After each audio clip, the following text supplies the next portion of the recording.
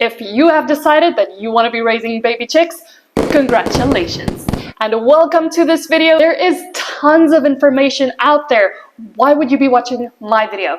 When I got chicks for the very first time, it was overwhelming how much information is out there. And the worst part of all is that sometimes there's contradictory information. And I had to go through all of that and the experience of raising chicks. I don't vaccinate and I don't medicate. I just want them to be high on life. So I do have some apple cider vinegar because I believe in all natural remedies. Aren't store-bought flowers full of pesticides? I vaccinate all my chickens. All my chickens get vaccinated. What's with these natural remedies, these new age apple cider vinegar? It's apple cider vinegar and it causes them sauerkraut, and sauerkraut is fatal. And now what's dead chicken? Dead chickens ain't making me money. Science does not back the claim that apple cider vinegar kills intestinal parasites, but the studies are ongoing. I just created all these characters for a little bit of comic relief, so I'm here to assure you that it's really not that hard, but it does take some learning. Let's start with the chick's basic needs: food, water, and heat. I would say that these three things are the basic needs of any chick. They need to eat, they need to drink, and they need to stay warm because they don't have a mother hen to keep them warm. So you are now the role player of the mother hen, supplying them with everything that they need. Let's start with food. I think it is really quite obvious that we're not going to feed a kitten adult cat food. We're not going to feed a puppy adult dog food. You're going to feed them kitten food and puppy food. The same thing with chicks. With chicks, we're going to start with starter grow. Shocker. And then after 6 weeks, when they're growing and becoming ugly little teenagers, that is when we start feeding them grower feed. And then eventually, when they are adults and they are ready to start laying eggs, we are gonna feed them layer feed. Starter feed has less calcium in it and more protein. They need more protein because they are still growing. They don't need as much calcium because they're not producing eggs yet. That is more for your adult hens. They need more calcium for producing eggs. But now, on the topic of food, there are two options that you will see at any feed store. There's medicated and unmedicated. So now here's the thing. A lot of sources that I found said if they have been vaccinated, do not give them the medicated feed because it will undo the vaccine. Oh my goodness. Whew, that's a little bit stressful. But if they haven't been vaccinated, then give them the medicated feed.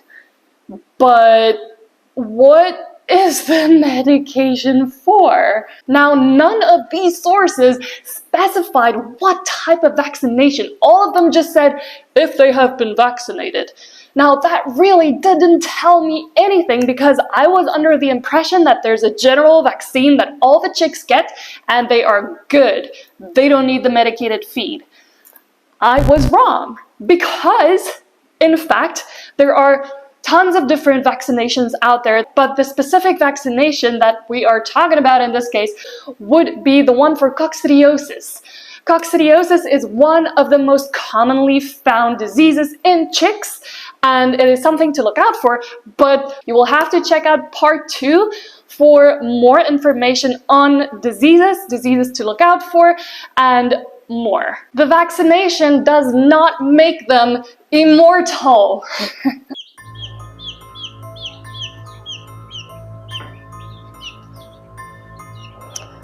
You are now immortal. Alright, I'll put you back in the brooder. It's fine, it's fine. So it was only on my second set of chicks that I found out that the vaccination is not for coccidiosis.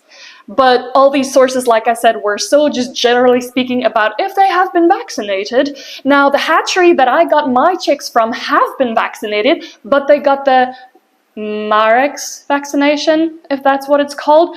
So it is not against coccidiosis. And I actually specifically asked them this question because I didn't know, and then I learned something on my second set of chicks. So now, what about treats? Obviously, when you have chicks, you want to treat them, you want to get them used to you, you want to feed them something delicious, maybe some fruits, maybe some worms. Mealworms are a great option, whatever it may be. But most sources said not to introduce treats before 2 weeks old.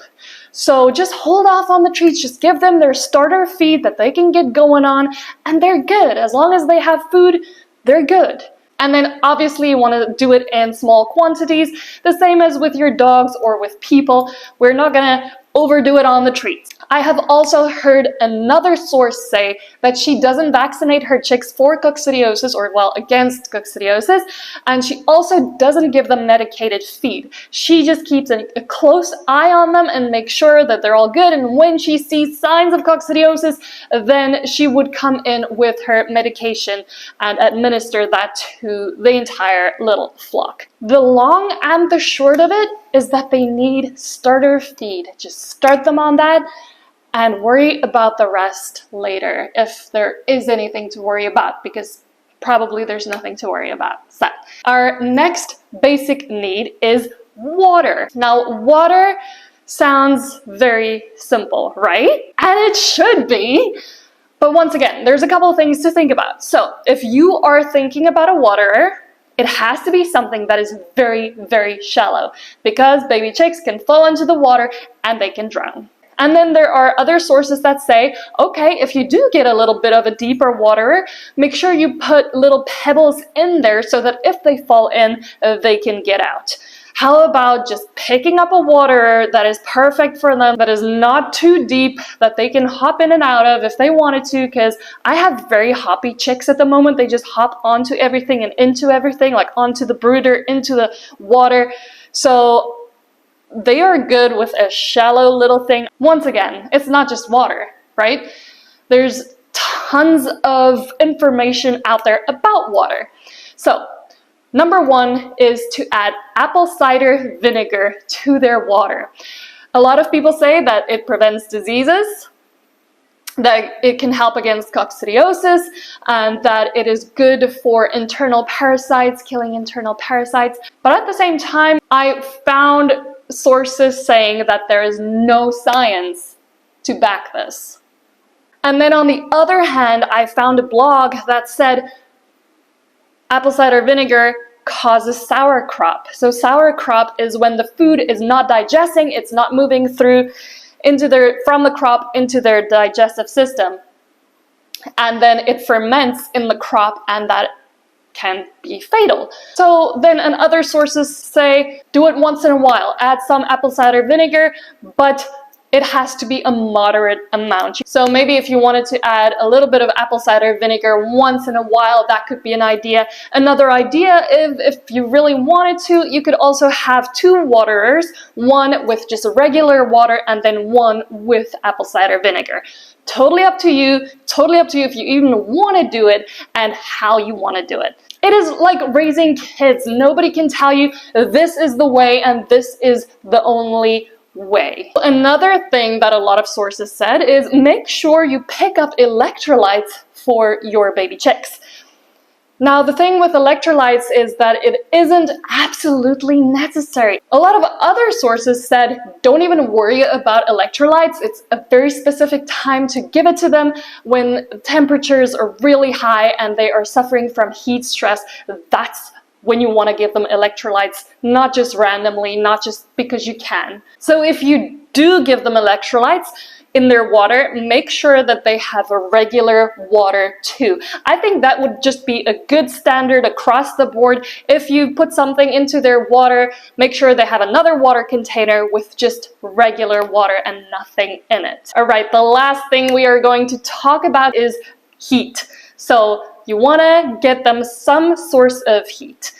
When I started doing my research, the very first time that I got my chicks, a lot of sources said, oh, you can get this heat lamp, but you have to be very careful because it is or can be a fire hazard. Why in the heck would you get something that could potentially burn down your house or your barn or your newly built coop? Like, why would you even risk it? To me, it is a no-brainer. None of this business. We're doing a brooder.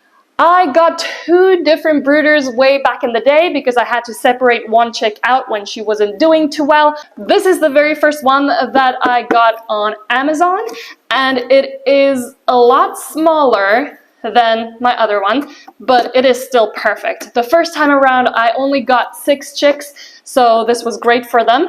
And then you can also adjust the height as they grow, because you just screw it a little bit in or out, and either bring it closer, and then as they grow, you bring it up higher, higher, higher. It is made in Britain.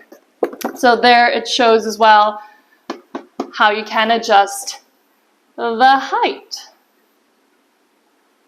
The second brooder is a lot bigger.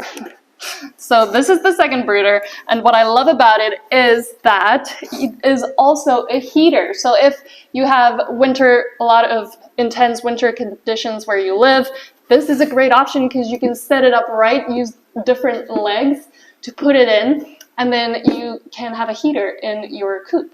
And then the other option, of course, is to turn it into a little, let's call it a little house over there.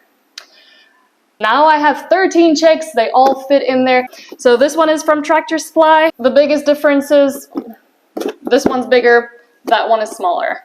Pick whatever is gonna work for you and your flock. Remember, with heat, with a brooder, the brooder is now playing the role of the mama hen. The mama hen would keep them warm by spreading her wings, and they would all come underneath her. So the brooder is doing that same effect. It is always good to keep an eye on your chicks. If they're all huddled together, you know they may be cold. I always make sure that they have enough space so that if they get warm and they don't want to be underneath the brooder, there's space to get out and get away from it. Once again, if you have taken care of these 3 basic needs, food, starter feed, water, just plain basic water, and a source of heat that's not going to set things on fire, you are good. However, there's a lot more information that we are going to cover, so please make sure that you subscribe and you follow for part 2 coming soon. There is still tons more to talk about to give you peace of mind and tell you that you're going to be a great chicken mom or dad. If so far you have learned something new from this video, please hit that like button as it does support me, it does support our channel. Drop a comment down below so that we can know that you are here, you are watching. What? Are you barking at me? Are you barking at Mom? Oh, thank goodness, because that would have been awkward.